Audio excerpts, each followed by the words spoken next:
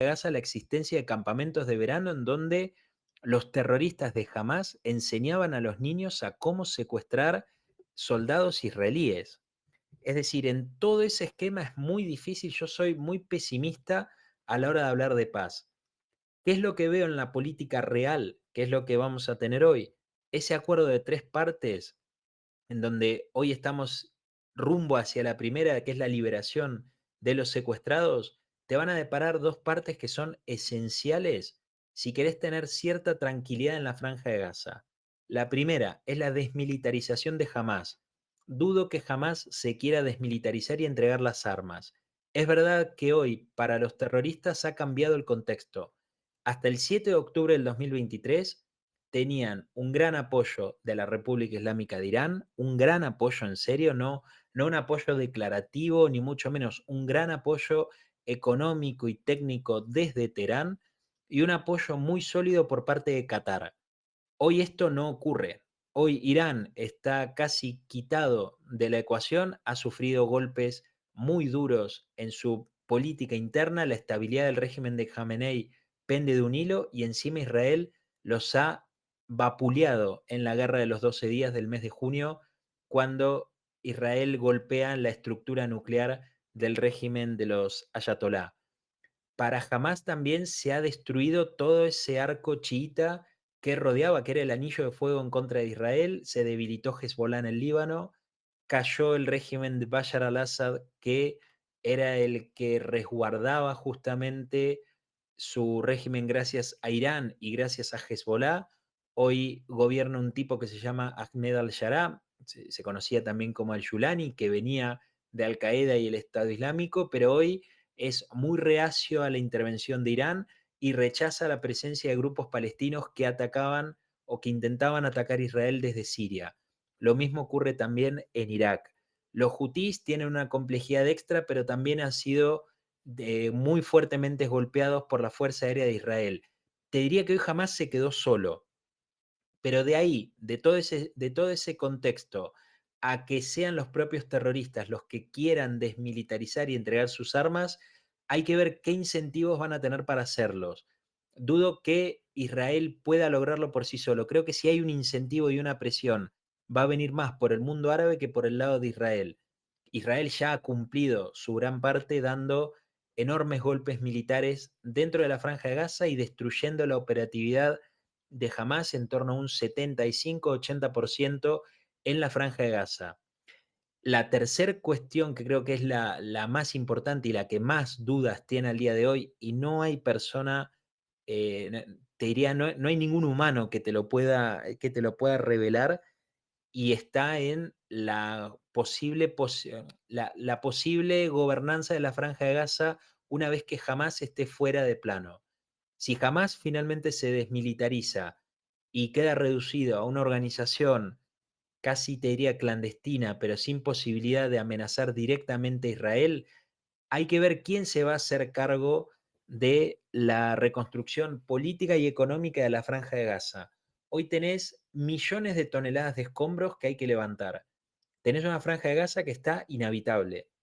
Tenés unos gobiernos árabes como Arabia Saudita y Emiratos Árabes que te dicen, yo no voy a invertir dinero si jamás no desaparece del todo. ¿Quién tenía que justamente lograr y quién tiene la capacidad y la credibilidad para que jamás desaparezca de Gaza? Es Israel. Por eso Israel actuó militarmente y ha despedazado la operatividad del grupo terrorista.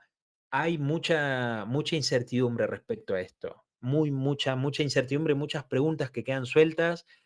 Creo que jamás lo que está apuntando es a imitar un escenario como el de Hezbollah en el Líbano, permanecer como una organización terrorista armada, no con una participación directa en el gobierno de Gaza, pero sí con una presencia armada en distintas zonas, e Israel que irremediablemente, y te diría que ineludiblemente, va a tener que volver a operar dentro de la Franja de Gaza en un futuro no muy lejano.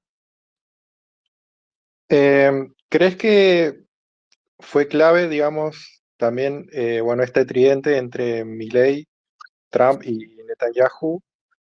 Eh, bueno, ahora se vienen las elecciones, acá en Argentina Mm. y bueno, también ante los intentos, bueno, vos habrás visto intentos golpistas de la oposición, Sí, sí.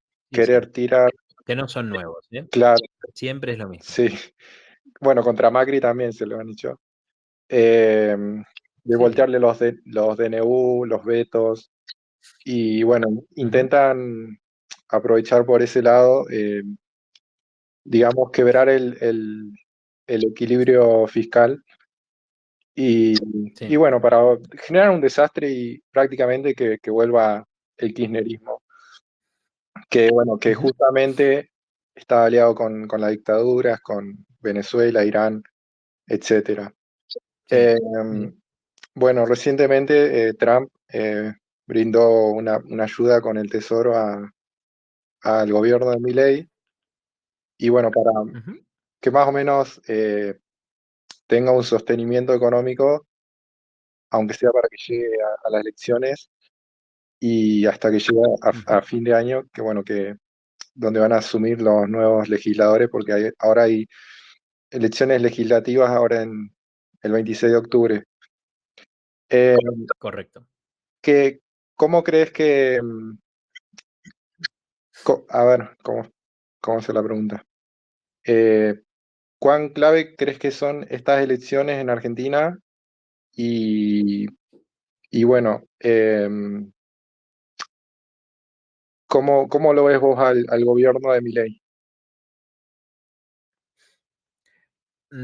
Mira, a ver, yo hace muchos años que no vivo en Argentina, no quiero hacer un análisis muy profundo porque me van a faltar muchas variables.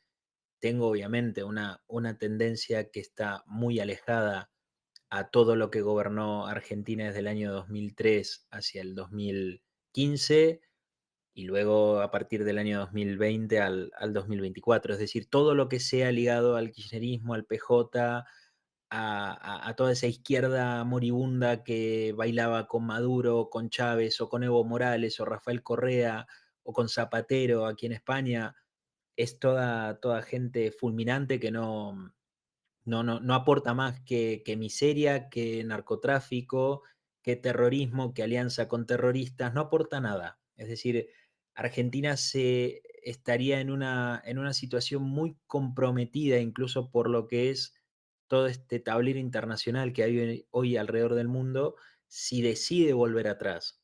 Argentina también es un país muy raro, es un país que una elección legislativa, que en realidad no tendría que mover el amperímetro bajo ningún punto de vista, se vuelve como una elección casi de vida o muerte. Eso también es un síntoma de la crítica situación institucional que hay en Argentina por una seguidilla muy grande e histórica de gobiernos y partidos políticos que son basura absoluta, que no tienen plataformas reales, que no tienen ningún componente real para una política, no te digo quizás de peso, porque Argentina no es un país de peso en la política internacional, pero sí que es un país como parte del Mercosur, como parte de América Latina, que está muy comprometido en cuestiones de seguridad, que está muy próximo a Bolivia, que es un hervidero de terroristas iraníes y de narcotráfico. Caso, por ejemplo, en el norte de Chile, con situaciones también bastante similares, la isla Margarita en Venezuela. Hay muchos focos, además de la triple frontera, que es quizás el más conocido, que desestabilizan la seguridad en la región y creo que el caso de Argentina siempre tiene que ser, tiene que tener la guardia mucho más alta. Hace 3 años atrás, 4 años, hubo un avión de Venezuela que aterrizó en Buenos Aires con personas iraníes vinculadas a Hezbollah y la Guardia Revolucionaria Islámica, sabiendo que los argentinos, el funeral de Hassan Nasrallah, que fue el secretario de Hezbollah, eliminado por Israel en el año 2024, hace poco más de un año atrás. Hubo muchos, incluso hubo argentinos también, hubo venezolanos, hubo españoles que viajaron al Líbano a presenciar y a ser parte del funeral líder de una muy peligrosa organización terrorista como es Hezbollah, y sin embargo todo siguió igual. Por eso creo que los momentos son críticos y Argentina hoy está otra vez en una decisión que lo va por lo menos a moldear en los siguientes 10 o 15 años.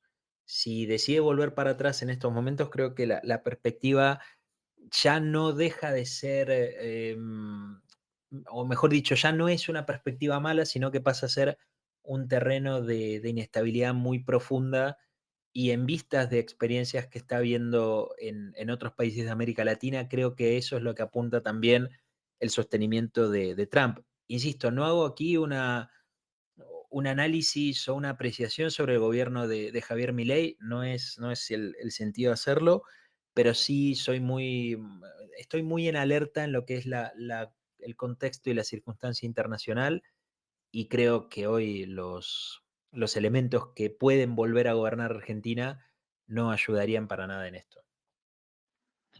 Claro, hay que tener en cuenta, no sé si coincidís conmigo, pero creo que ningún gobierno estuvo tan cercano o apoyando a Israel como el de Milei, o por ejemplo fue al Muro de los Lamentos, o fue invitado al Congreso de Israel a Sí, dar sí, un sí, sí, sí, discurso. sí, sí. Y bueno, es muy querido allá también. Ujú. Sí, sí, sí. Sí, sí, de hecho acá también, ¿eh? Hay mucha hablar de Argentina, te preguntan rápido por Milei. Sí que sí, acá igual. Bueno, no sé si querías decir algo más. No, no, no, no, no. No sé si, bueno, no sé si querés abrir alguna pregunta o algo, o no sé cómo lo querés gestionar. A ver, me pidió micrófono general Juan, Lo que quieras, ¿eh? Vos manejas. general Juan Pablo. Creo que es de Brasil. Muy bien. ¿Cómo anda, general? No sé si me escuchás. Hola, hola, buenas noches, hermanos argentinos y israelitas, ¿no? No sé si me escuchan, yo estoy en un restaurante aquí, pues, acá el ambiente está abierto, hay mucha bulla. Sí, sí, perfecto. Bueno, muy bien explanado, muy bien resumido. Yo hago parte de otros grupos de judíos que hay en Estados Unidos, ¿no? Y la cuestión, porque tú sabes que aquí esta cuestión es ideológica también, ¿no? Porque los izquierdistas, los surdopatas, ellos están al lado de los terroristas. Esta es una realidad. Yo soy también de Nicaragua. Mi país de origen es Nicaragua y estoy en Brasil. Y tanto el dictador de Nicaragua, Limón, y Ortega y el Lula da Silva, que es embrión, es cría de Fidel Castro, está a favor de los terroristas, ¿no? Ese es claro y pelado. Pero yo le hice una pregunta, pero ya me respondiste, porque ¿cuál es la ligación que hay con los kirchneristas y los peronistas? ¿Cuál es la ligación que si se ha descubierto alguna cosa de la ligación entre ellos y los atentados que hubieron en Buenos Aires, los atentados que han habido?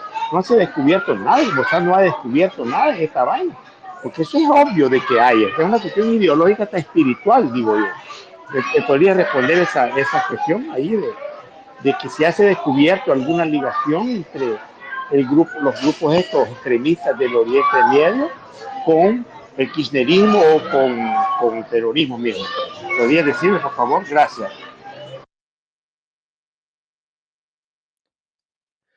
Bueno, a ver, la relación entre el propio gobierno de Cristina Kirchner con Venezuela, que explota en el memorándum de Irán en el año 2013, pero que ya había tenido en el año 2012 una diplomacia secreta en Siria, viene de muchos años antes, con una relación subterránea con dirigentes de bajísimo calibre, como en el caso de Fernando Esteche o Luis Delía, que tenían una relación muy ligada a la propia República Islámica de Irán. Esto además públicamente reconocido por cada uno de ellos en distintas ocasiones.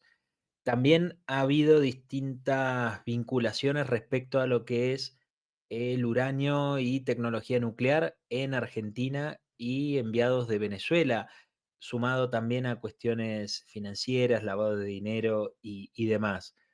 Si ampliamos al caso de Chile, yo hace un tiempo había publicado en otra cuenta de Twitter unas líneas que había también respecto a diputados chilenos iraníes que tenían vinculación directa con Conviasa, que tenían vinculación directa con Emtrasur, Mahan Air, que era la aerolínea iraní. Yo creo que hay una cuestión de una unidad ideológica, una unidad criminal también en muchos de estos personajes. Algunas veces quedan relegados a cuestiones secundarias y terciarias, pero que salen a la luz a veces en los momentos más, quizás menos esperados, por así decirlo, pero que sí que existen y que están más que comprobados o en Estados Unidos con las distintas unidades financieras o con el caso de las propias justicias, como el caso de Brasil. En Brasil hay personas que están presas justamente por la vinculación con Hezbollah. Son causas judiciales, no son trascendidos, ni rumores, ni nada. Creo que lo que más se recuerda es cuando, bueno, Nisman iba a declarar y fue asesinado a los pocos días que tenía que declarar contra Cristina Kirchner. Ujú. Sí, sí, tenía que en realidad presentar su denuncia por confabulación criminal contra Cristina Kirchner, Luis Delía, Fernando Esteche, el Cuervo Larroque, el propio Héctor Timerman, por encubrir justamente a los autores materiales del atentado, ideológicos y materiales también del atentado a la AMIA y a la Embajada de Israel en 1994 y 1992. Tenía que presentar las pruebas el lunes en el Congreso y el sábado por la noche fue asesinado en la ciudad de Buenos Aires. Una locura cómo se manejaron con tanta impunidad el kirchnerismo, ¿no? Sí, sí, sí, pero a ver, creo que no hay nada nuevo detrás de eso. Fue una noche, de hecho la recuerdo bien, yo en ese momento vivía en Buenos Aires y sí, fue una noche dura, una noche muy mala para la institucionalidad de un país totalmente corrompido y totalmente ultrajado por los socios de Irán y de Hezbollah. A ver, le dejo la pregunta a Rodrigo, que es de Chile. Gracias, Espartano, muy Ujú. amable. Gracias, Martel. ¿Cómo estás, Luciano? Gusto saludarte, Luciano, acá desde Chile. Hola, ¿qué tal? Luciano, refiriéndote al mismo tema que estamos tocando sobre el tema del avión iraní de Conviasa, que Ujú. vino aquí a Chile, bueno, este avión venezolano Sí, lo sé, con 10 iraníes lo sé, de lo sé. tripulantes, Luciano, que vino aquí en marzo del año 2022. Cosa que aquí Ujú. la PDI chilena, la Policía de Investigaciones de Chile, hizo una investigación y esto remitió, Luciano, a la Cámara de Diputados de Chile. Luciano, ¿tú crees que estos iraníes que vinieron tanto a la Hubo Argentina, comisiones y todo. claro, ¿tú crees que es para desestabilizar los gobiernos, en especial gobiernos de derecha, Luciano? A ver, no creo que ese sea un objetivo, sí que creo que puede ser un interés. Hay un objetivo, ¿por qué Irán se infiltra en América Latina?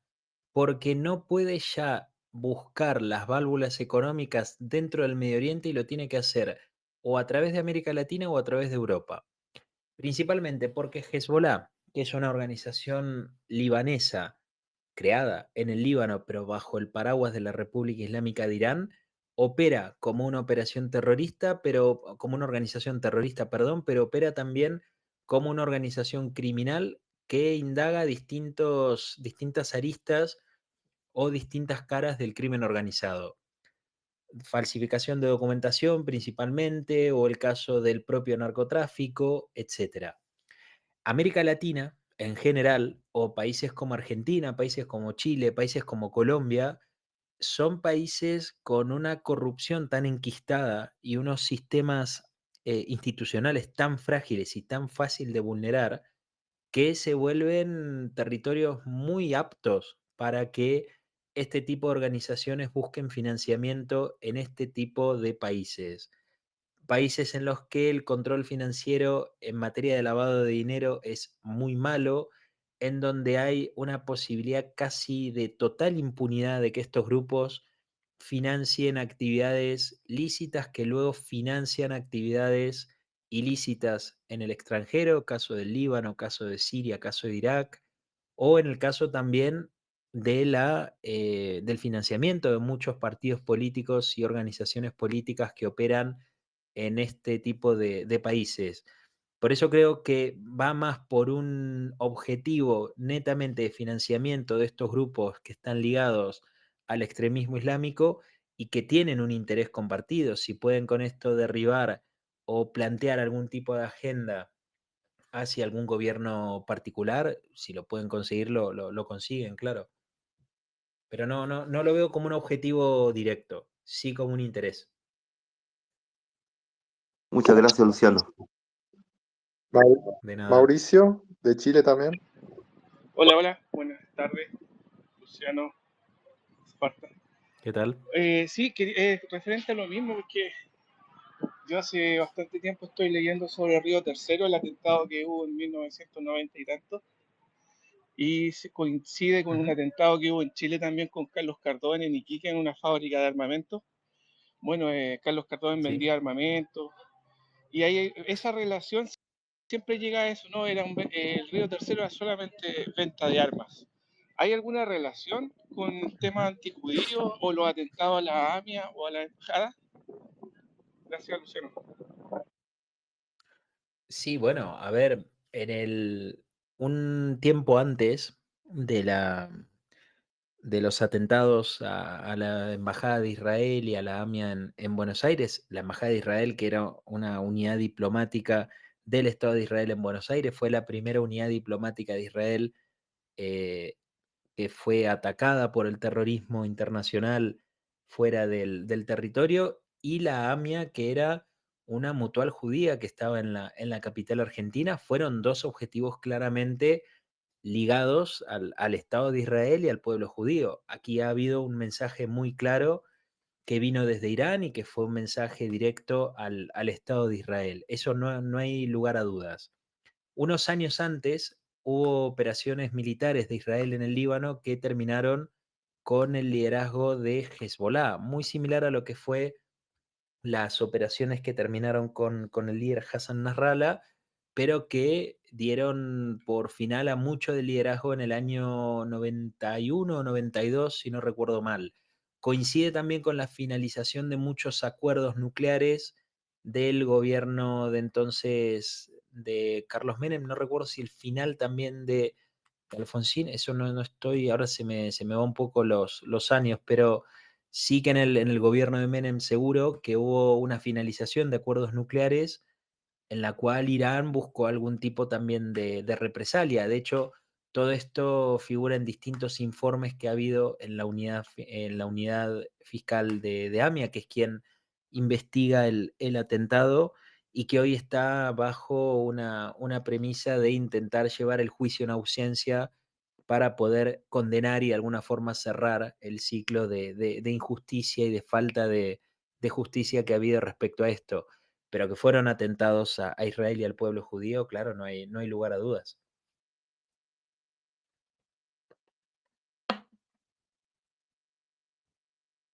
Mauricio, ¿te quedó claro la Sí, respuesta? no, muy claro, porque todo el mundo llega solamente que fue una venta de armamento y algo más profundo. A mi parecer, también Argentina en los primeros años de los 70, 1970, 74, fue que Mm, proveía de los mejores científicos a Irán en el tema nuclear. sí, Por algo Argentina correcto. era una industria en ese momento. Gracias, Luciano, te pasaste. Ujú. De nada. Ahí colgué un posteo que subió Jair Netanyahu, tengo entendido que es el hijo Sí, del primer ministro, sí, sí. puso que son la rama israelí local de Antifa financiada por Soros, la Unión Europea, Qatar, hasta que llegó Trump, llegó al poder por los Estados Unidos de Biden a través de la USAID. USAID. Ujú. O sea, todo el financiamiento, como vos decías, viene de Sí, sí, distintas Biden, organizaciones. Biden fue un desastre.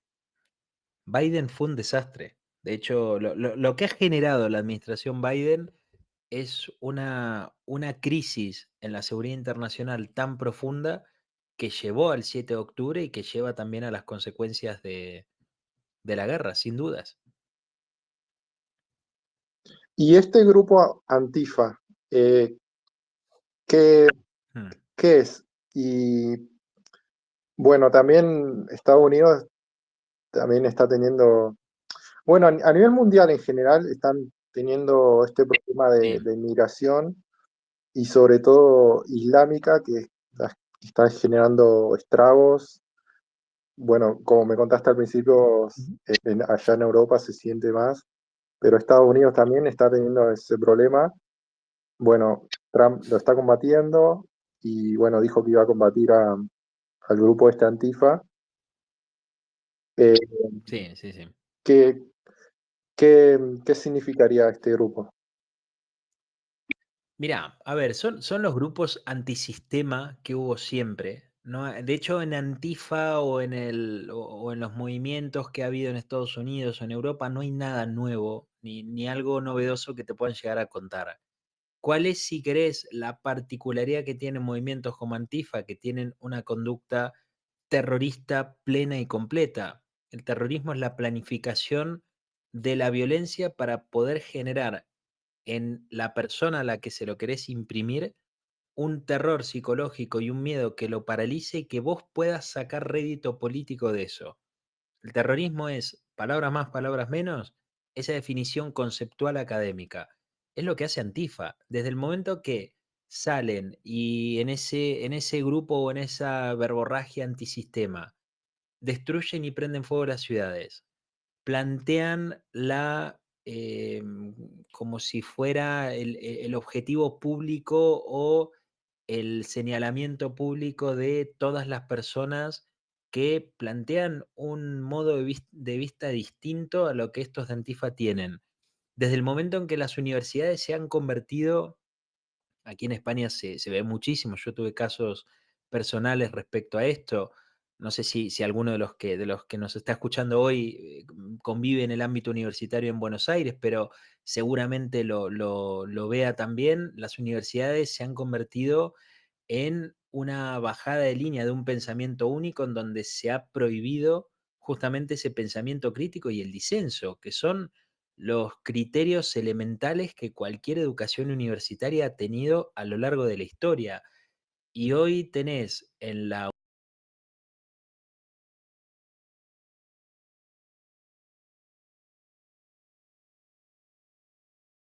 Gaza o los grupos que donan dinero para llevar a los palestinos y que no sufran el hambre y no sé qué. Todo esto es un gran negocio desde el momento que tenés en pleno Madrid una manifestación con banderas y carteles y stickers y cosas. La pregunta es quién financia eso. Hay todo un grupo que se está enriqueciendo con la guerra en el Medio Oriente que tiene que ver con muchas organizaciones políticas aquí en España también.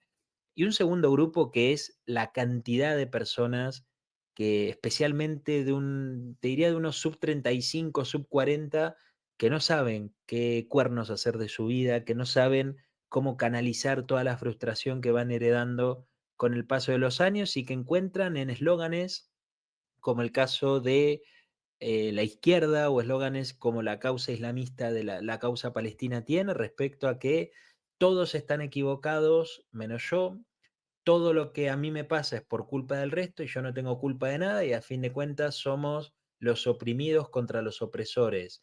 Y en esa dialéctica tan peligrosa te apoyo a personajes como Hassan Nasrallah de Hezbollah o Yahya Sinwar, el líder de Hamas, o el propio Ayatollah Khamenei, con esta gran contradicción que decíamos hoy, ¿no? Si estos grupos que salen por el activismo LGTBI o con el activismo trans o queer o el activismo por la mujer van a vivir a Gaza, al Líbano o a Irán, probablemente duran menos de un segundo porque serían ejecutados, como en el caso de Irán, en las horcas que los tiran desde grúas, o en el caso de Gaza o cualquier país islamista, serían eh, asesinados en menos de un abrir y cerrar de ojos. Claro, claramente acá hay financiamiento internacional porque Hay gente que está haciendo muchísimo dinero con esto, pero muchísimo, ¿eh? Muchísimo dinero. también me acuerdo, bueno, acá en Argentina, cuando estaba el debate por el aborto también, eh, Sí, sí, veía sí. cómo se financiaban las feministas con, bueno, Amnistía Internacional, Planned Parenthood, que bueno, Trump creo que te financió ese organismo, pero es como que llevan, por ejemplo, convocan una marcha y ahí como que mezclan todas esos lemas, es como una mezcolanza, pero siempre, Sí, sí, o total. sea, no es que van a marchar de forma pacífica, van muchas veces a romper todo, incluso a matar, eh, y Sí, Charlie Kirk. claro, Charlie Kirk creo que fue el mejor ejemplo de esto. y bueno, y a punto ahí nomás, Trump, cuando le quisieron disparar. Sí, sí, sí, Trump, Bolsonaro, Uribe, Miguel Uribe en Colombia. Sí, sí, sí. Son grupos extremistas que bueno, es como que tienen la misma modalidad que el grupo Hamás, o sea, el mismo pensamiento, no le Claro, importa sí, nada igual. la otra persona y lo que me importa, lo único que me importa es mi ideología y Ujú, imponer mi ideología en tu cabeza y si no, te mato. Es así. totalmente.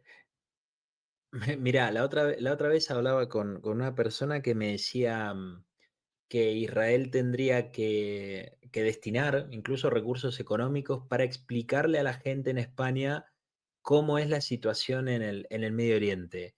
Y yo lo que le decía, el problema de la gente de España que le cree a Hamas no es que no conoce lo que sucede realmente, el problema es que piensan igual que Hamas.